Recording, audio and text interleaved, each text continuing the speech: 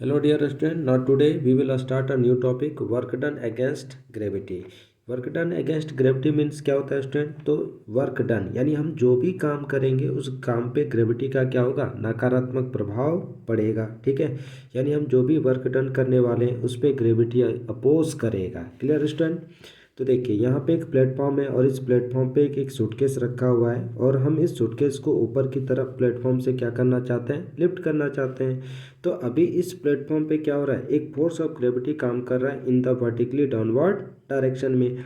अब ये जो फोर्स ऑफ ग्रेविटी होता है स्टूडेंट, उसी फोर्स ऑफ ग्रेविटी को हम लोग क्या बोलते हैं? वेट ऑफ द बॉडी यानी mg। तो फोर्स ऑफ ग्रेविटी किसके इक्विवेलेंट होता है? तो वेट ऑफ द बॉडी के इक्विवेलेंट होता है। बट स्टूडेंट हम इस सूटकेस को प्लेटफॉर्म से ऊपर की तरफ लिफ्ट करना चाहते हैं। कितना हाइट लिफ्ट करना चाह रहे हैं? तो let us suppose h height तक उसको लेके जाना चाह रहे हैं। तो h हाइट तक अगर हमको लेके जाना है सूटकेस को, तो हमको क्या करना पड़ेगा? फोर्स अप्लाई करना पड़ेगा। तो स्टूडेंट हम किसी चीज़ पे जो फोर्स अप्लाई करते हैं उसको क्या बोलते हैं? F external. ठीक है स्टूडेंट, तो एफ एक्सटर्नल किधर लगाएंगे? ऊपर की तरफ। क्यों? क्योंकि हमको इस सूटकेस को ऊपर की तरफ लिफ्ट करना है। तो हमको कितना एफ एक्सटर्नल लगाना पड़ेगा?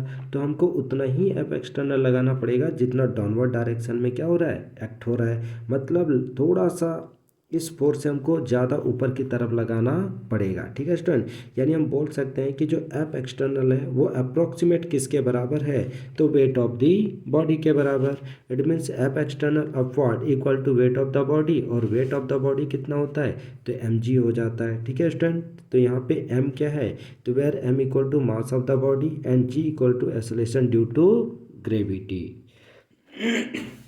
देखिए, if a body of mass m is raised vertically upward through a distance height h, यानी हम बॉडी को कितना ऊपर ले जा रहे हैं? h डिस्टेंस तक ऊपर लेके जा रहे हैं। तो हम ग्रेविटी के अगेंस्ट क्या कर रहे हैं? काम कर रहे हैं। तो then work done against gravity क्या हो जाएगा? W equal to weight of the body into vertical height. और वेट ऑफ द बॉडी कितना है?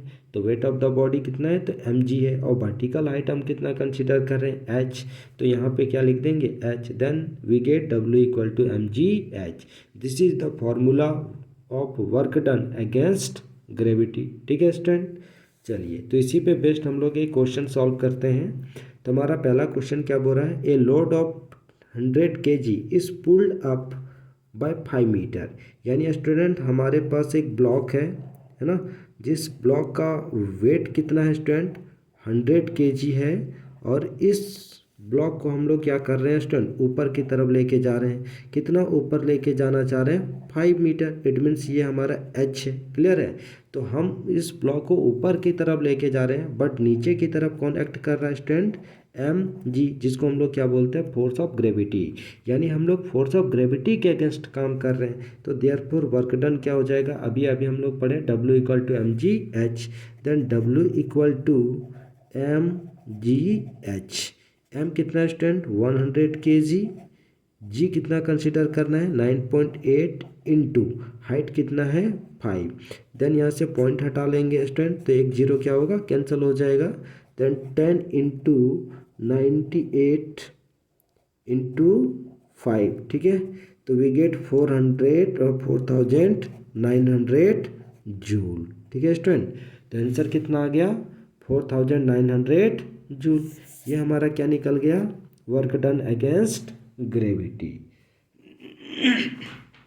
चलिए अब हम लोग नए कॉन्सेप्ट की ओर बढ़ते हैं। तो हमारा दूसरा कॉन्सेप्ट क्या है स्टूडेंट? तो work done against gravity along the slope of a hill. यानी हम जो वर्क डन कर रहे हैं वो ग्रेविटी के अगेंस्ट कर रहे हैं, बट हम कहाँ पे कंसिडर कर रहे हैं उसको? इंक्लाइंड प्लेन पे। तो जैसा कि हम लोग यहाँ पे एक देख रहे हैं कि एक इंक्लाइंड प्लेन है और इसका जो हाइट है वो कितना कंसिडर किए हैं? h हाइट कंसिडर किए हैं। ठीक है स्टूडेंट, और इस इंक्लाइंड प्लेन पे एक ब्लॉक रखा हुआ है। तो इस ब्लॉक पे क्या होगा? वेट काम करेगा, यानी फोर्स ऑफ ग्रेविटी काम करेगा। किधर? In the vertically downward direction. कितना? तो mg। क्लियर है? बट हम इस ब्लॉक को स्टैंड ऊपर की तरफ यानी a से b की तरफ लेके जाना चाह रहे हैं। तो अगर हम से b की तरफ लेके जाएंगे तो क्या होगा? हमको एफ एक्सटर्नल लगाना पड़ेगा। अब हमें पता है कि ये जो एफ एक्सटर्नल होता है वो किसके इक्विवेलेंट हो जाता है? वेट ऑफ द बॉडी के बराबर। क्लियर है स्टूडेंट? और डिस्प्लेसमेंट भी बॉडी में किधर होगा? इन दिस डायरेक्शन, यानी a टू b डिस्प्लेसमेंट हो रहा है। ठीक है स्टूडेंट, तो क्या हम w फाइंड कर सकते हैं? तो W इक्वल टू क्या हो जाता है, फोर्स इंटू डिस्प्लेसमेंट। क्लियर है, तो W इक्वल टू क्या हो गया, फोर्स इंटू डिस्प्लेसमेंट। ठीक है स्टूडेंट, तो फोर्स इंटू डिस्प्लेसमेंट, तो हम कौन सा फोर्स रखेंगे, तो क्या है mg लिखेंगे, तो नहीं, हम लोग क्या पढ़े थे कि हम उस फोर्स को कंसीडर करते हैं जो डिस्प्लेसमेंट के क्या होता है, पैरेलल होता है। तो इस डिस्प्लेसमेंट के पैरेलल तो हमको कोई फोर्स दिखाई नहीं दे रहा है, तो हम लोग क्या पढ़े स्टूडेंट कि ये जो mg है, mg इज व्हाट, फोर्स, और force is what, vector quantity. तो फिजिक्स कहता है कि आप किसी भी वेक्टर क्वांटिटी को दो कंपोनेंट में रिजॉल्व कर सकते हैं, यानी उसको दो पार्ट में तोड़ सकते हैं, बट दोनों कंपोनेंट्स के बीच का एंगल कितना होना चाहिए, 90 डिग्री होना चाहिए। तो हम लोग इस mg को क्या करते हैं, दो कंपोनेंट में ब्रेक कर देते हैं। तो एक जो कंपोनेंट कंसीडर करते हैं उसको हम लोग इस डायरेक्शन में कंसीडर कर रहे हैं, ठीक है, और जो दूसरा कंपोनेंट हम कंसीडर कर रहे हैं वो इस डायरेक्शन में कंसीडर कर रहे हैं। क्लियर स्टूडेंट, अब देखिए दोनों कंपोनेंट के बीच का एंगल कितना हो गया, 90 डिग्री हो गया। अब देखिए ये जो इंक्लाइन प्लेन है वो हॉरिजॉन्टल सरफेस के साथ कितना एंगल बना के है, थीटा एंगल बना के है। क्लियर, ठीक है स्टूडेंट, तो अगर हम कंसीडर देखें तो ये जो एंगल होगा वो ये एंगल भी क्या होगा स्टूडेंट, थीटा होगा। ठीक है, तो हम लोग पढ़े थे कि जो कंपोनेंट यानी फोर्स का जो कंपोनेंट थीटा के साथ होता है उसके साथ क्या होता है, कॉस थीटा, यानी हम इसको क्या लिखेंगे, mg कॉस थीटा। और जो विदाउट एंगल होता है स्टूडेंट उसको हम लोग क्या लिखते हैं, mg साइन थीटा। क्लियर हो गया, तो इस तरीके से ये जो mg फोर्सेस को हमने दो पार्ट में ब्रेक कर दिया है ना, एक का नाम कंपोनेंट का नाम क्या हो गया, mg cos थीटा, और एक कंपोनेंट का नाम क्या हो गया, mg sin थीटा। तो अब हम लोग इस mg को कंसीडर ना करके किस पे डिस्कस करेंगे, mg cos थीटा और mg sin थीटा पे।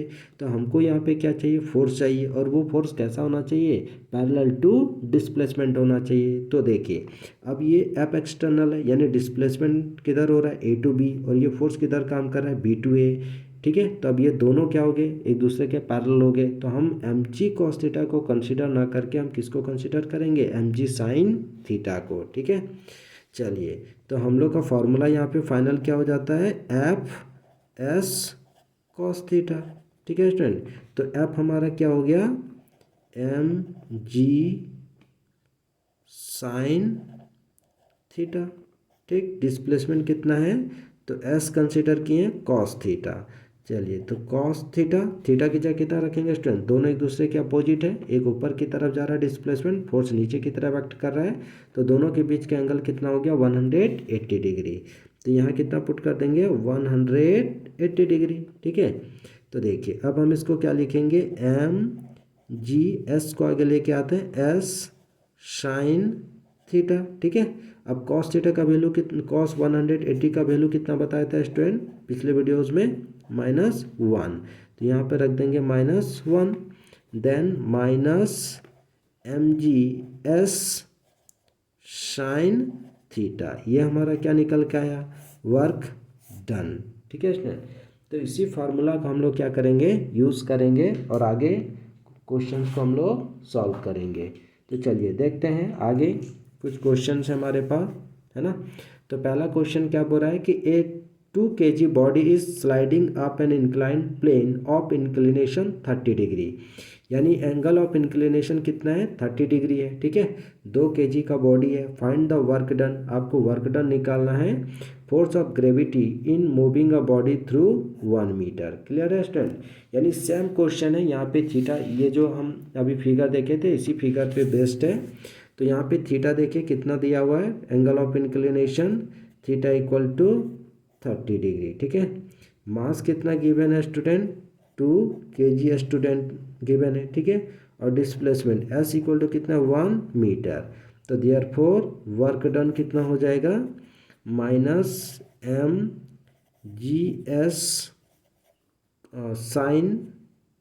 Sine theta. ठीक है, तो माइनस m कितना है 2, g कितना कंसीडर कर लेते हैं, तो 10 कंसीडर कर लेते हैं। ठीक है, और s कितना है हमारा 1 है, और साइन थीटा, तो साइन थीटा की जगह कितना ले लेंगे, 30 डिग्री, तो -2 into 10 into sine theta, 30 degree का वैल्यू होता है 1/2, तो यहाँ पे रख देंगे 1/2, तो 2 क्या हो जाएगा, कैंसिल हो जाएगा, तो हमको वर्क डन कितना मिलेगा, -10 जूल। ठीक है, अगर हम इसको 9.8 कंसीडर करते तो हमारे यहाँ पे आंसर कितना हो जाता, 9.8 जूल। क्लियर है स्टूडेंट।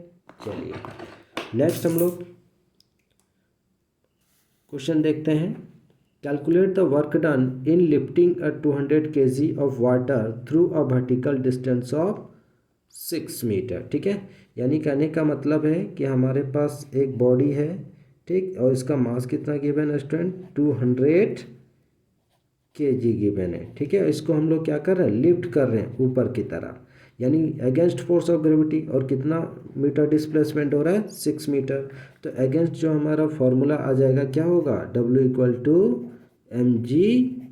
क्योंकि यहाँ पे जो वर्क हो रहा है वो वर्क डन अगेंस्ट ग्रेविटी हो रहा है। तो मास कितना है, 200। ठीक है, जी कितना कंसीडर करना है, 10 कंसीडर करना है, और डिस्प्लेसमेंट कितना है, 6 है। तो कितना हो जाएगा आपका, 12,000 जूल। ये आपका वर्क डन आ गया। ठीक है स्टूडेंट। चलिए तो नेक्स्ट आगे क्वेश्चंस और लेते हैं, है ना, 2-4 क्वेश्चंस और सॉल्व करते हैं। देखिए तो नेक्स्ट क्वेश्चन है, a car is being driven by a force of इतना, यानी फोर्स हमारा कितना है, 2.5 इंटू 10⁻10 न्यूटन। ठीक है, ये हमारा फोर्स दिया हुआ है 2.5 into 10⁻10 newton, travelling at a constant speed 5 metre, यानी भी हमको गिवन है। ठीक है, तो भी कितना गिवन है, 5 मीटर पर second. It takes 2 minute, time कितना ले रहा है, 2 मिनट ले रहे हैं। तो t=, हम ले रहे हैं 2 मिनट। ठीक है, तो 2 मिनट का मतलब क्या हो गया स्टूडेंट, 120 सेकेंड। ठीक, क्योंकि सारा यहाँ पे SI में लेना है ना। तो 2 मिनट टाइम लिया, reach a certain place, calculate work done. तो आपको वर्क डन निकालने बोल रहा है। तो हमें पता है कि वर्क डन इक्वल टू क्या हो जाता है, फोर्स इंटू डिस्प्लेसमेंट, है ना। तो work done equal to force into displacement, यानी Fs। अब हम लोग को पता है स्टूडेंट कि जो डिस्टेंस टाइम होता है, टाइम इक्वल टू क्या हो जाता है, डिस्टेंस अपॉन वेलोसिटी। क्लियर। तो देखिए डिस्टेंस अगर हम लोग निकालेंगे तो डिस्टेंस यानी d क्या हो जाएगा, v इंटू टी हो जाएगा। ठीक है, यानी s के जगह हम लोग क्या लिख सकते हैं, v इंटू टी। तो f इंटू वी इंटू क्या हो गया, t हो गया। f कितना गिवन है स्टूडेंट, 2.5 इंटू 10⁻10। v कितना गिवन है हमारा, 5, और t कितना हो गया, 120। ठीक है स्टूडेंट। तो देखिए अगर हम यहाँ से पॉइंट हटा देते हैं तो एक जीरो हमारा नीचे आ जाएगा, यहाँ से कैंसिल हो जाएगा ये। ठीक है, तो कितना हो जाएगा, 25 इंटू 5 इंटू 12। ठीक ना। तो फाइनल जो इसका आंसर आएगा स्टूडेंट कितना आ जाएगा, 1.5 इंटू 10⁻13 जूल। ये हमारा क्या आ गया, वर्क डन। जब हम पूरा सॉल्व कर देंगे स्टूडेंट, तो सॉल्व करने के बाद हमारा रिजल्ट कुछ इस तरीके से आएगा, है ना, 1.5 इंटू 10⁻13 जूल निकल के आएगा। ठीक है स्टूडेंट। चलिए नेक्स्ट क्वेश्चन हम लोग सॉल्व करते हैं। नेक्स्ट क्वेश्चन देखते हैं, नेक्स्ट क्वेश्चन में क्या है। तो बोल रहा है student, 10 joule of work was done to shift a body by 10 metre using a force of 20 newton. ठीक है, find the angle of its application with the horizontal, यानी हॉरिजॉन्टल के साथ वो कितना एंगल फॉर्म कर रहा है। जैसे मान लीजिए ये हमारा क्या हो गया, सरफेस हो गया, और यहाँ पे एक बॉडी रखा हुआ है। ठीक है, इस बॉडी पे क्या हो रहा है, फोर्स लग रहा है। तो बोल रहा है ये जो एंगल है वो एंगल कितना होगा। ठीक है, तो देखिए वर्क कितना हो रहा है, तो लिख लीजिए। जो भी क्वेश्चंस बनाने का मतलब है जो भी गिवन है उसको सबसे पहले लिखना होता है। तो वर्क डन कितना हो गया, 100 जूल। ठीक ना, यहाँ 100 जूल वर्क गिवन है, और 10 मीटर बॉडी कितना शिफ्ट कर रहा है, 10 मीटर, यानी जो आपका एस होता है वो एस कितना है, 10 मीटर है, और फोर्स कितना लग रहा है, 20 Newton. It means F=20 Newton. ठीक है, आपको फाइंड द एंगल निकालना है। तो हम लोग क्या पढ़े थे, वर्क का फॉर्मूला W=Fs cos थीटा।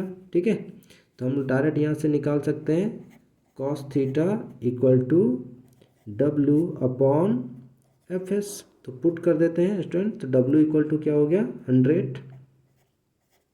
ठीक है, F कितना है हमारा, 20, सब एसआई में ही है, कोई दिक्कत नहीं है। एस इक्वल टू 10 हो गया, तो यहाँ से 2 जीरो कट जाएगा, तो कितना मिला 1/2।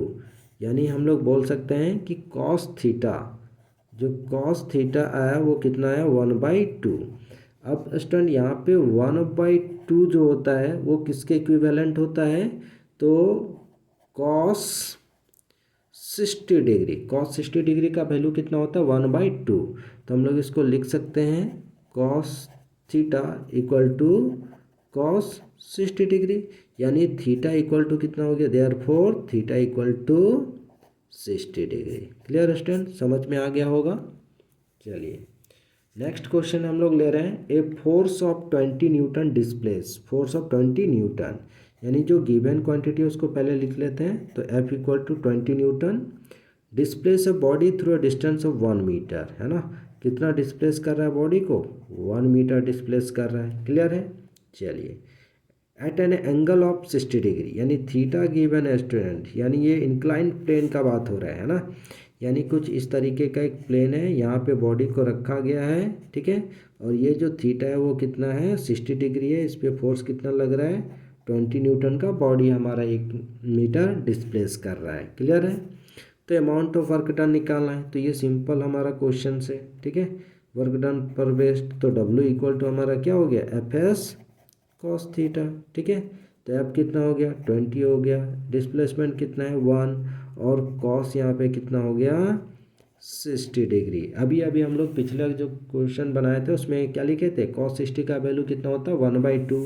तो यहाँ पे अगेन cos 60 के जगह 1/2 पुट कर देंगे, तो 20 इंटू 1 इंटू 1/2, ठीक है। तो 2 का टेबल 10 टाइम्स पढ़ेंगे, 10 टाइम्स में 20 आ जाएगा, देन आंसर कितना आ गया 10 जूल आ गया, ठीक है। तो वर्क डन हमारा कितना हो गया 10 जूल हो गया। Clear stand. चलिए नेक्स्ट क्वेश्चन लेते हैं हम लोग। देखिए तो नेक्स्ट क्वेश्चन में क्या बोल रहा है कि an object thrown at a certain angle, एक ऑब्जेक्ट है उसको हम लोग क्या कर रहे हैं एक सर्टेन एंगल से थ्रो कर रहे हैं, ठीक है।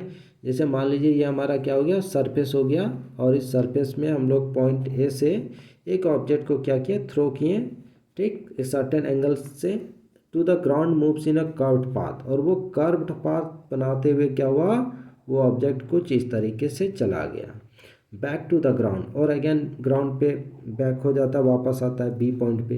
तो initial and final point, initial and final point of the path object lie on the same horizontal line, यानी जो इसका इनिशियल और फाइनल पॉइंट है वो सेम हॉरिजॉन्टल लाइन पे क्या कर रहा है लाई कर रहा है। तो बोल रहा है what is the work done, यानी what is the work done force of gravity on the object. तो बोल रहा है इस ऑब्जेक्ट पे कितना जो हमारा वर्क हो रहा है वो कितना वर्क हो रहा है, ठीक है। तो देखिए स्टूडेंट अगर हम किसी भी ऑब्जेक्ट को यहाँ से फेंकें, मान लीजिए यहाँ पे एक ऑब्जेक्ट है इसको हम फेंक रहे हैं, तो इस ऑब्जेक्ट पे जो वेट काम कर रहा होगा स्टूडेंट वो किधर काम कर रहा होगा नीचे की तरफ, बट बॉडी किधर जा रहा है आगे की तरफ। इस पॉइंट पे अभी अगर हम कंसिडर करेंगे तो फोर्स किधर है नीचे, बट बॉडी किधर जा रहा है आगे की तरफ। यहाँ पे भी फोर्स किधर काम कर रहा है नीचे, बट बॉडी किधर जा रहा है आगे की तरफ, ठीक है। तो हर केस में हम क्या देख रहे हैं कि फोर्स जो है वो downward direction vertically downward direction में काम कर रहा है, और बॉडी क्या हो रहा है आगे की तरफ डिस्प्लेस कर रहा है, यानी हर केस में एंगल कितना फॉर्म हो रहा है स्टूडेंट, तो 90 डिग्री फॉर्म हो रहा है। क्लियर है। डिस्प्लेसमेंट और फोर्स के बीच जो एंगल फॉर्म हो रहा है वो कितना फॉर्म हो रहा है 90 डिग्री फॉर्म हो रहा है। तो हम लोग क्या पढ़े W equal to FS cos theta, ठीक है। अब चूंकि थीटा जो है थीटा कितना आ जा रहा है स्टूडेंट 90 डिग्री, तो therefore W equal to FS cos 90 degree. अब हमें पता कि कॉस 90 डिग्री का वैल्यू कितना होता है 0, तो देयरफॉर हमारा वर्क डन कितना हो गया स्टूडेंट 0 हो गया। समझ में आ गया होगा, ठीक है। चलिए आगे बढ़ते हैं।